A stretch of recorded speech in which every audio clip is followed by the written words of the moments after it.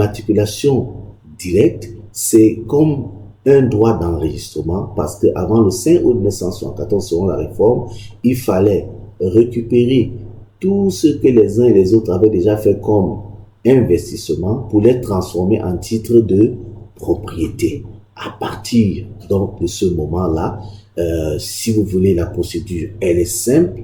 Il faut adresser une demande timbrée, multipliée en 4 exemplaires à l'autorité compétente qui est le sous-préfet de l'arrondissement concerné. Il faut respecter ce découpage administratif. Et une fois que cette demande est faite, le sous-préfet va signer ce qu'on appelle un avis au public, un certificat d'affichage et il va dresser un récépissé de dépôt. Pourquoi ces documents? C'est très important parce que l'avis au public sera affiché au niveau de la sous-préfecture, à la chefferie et au niveau des services départementaux du cadastre pour informer qu'il y a un individu qui est en train de vouloir immatriculer une parcelle. Alors, il faut que les gens soient informés pour des potentielles oppositions, comme nous étions en train de voir le texte que le MINCAF rappelait tout à l'heure. Et une fois que cela est fait, une décision programmant la descente du sous-préfet avec la commission consultative viendra sur le terrain pour pouvoir procéder à ces enregistrements.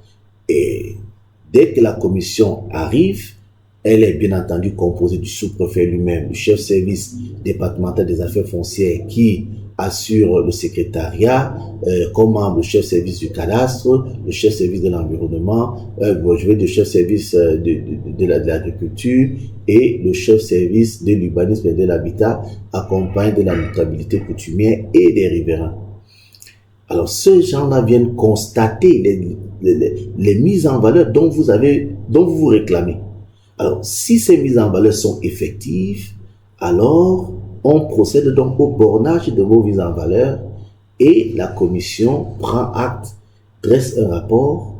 Il y a des PV administratifs qui sont signés et des PV techniques qui vont délimiter et donner les coordonnées exactes de la superficie mise en valeur.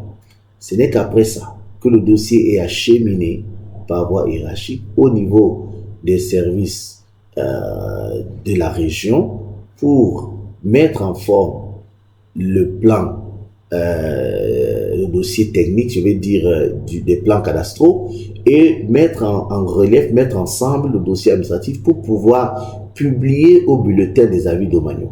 Une fois que ces travaux sont publiés au bulletin des avis domaniaux, vous avez 30 jours, des potentielles personnes qui réclament, qui pourraient réclamer, qui ont des réclamations à formuler, ont 30 jours pour formuler les oppositions.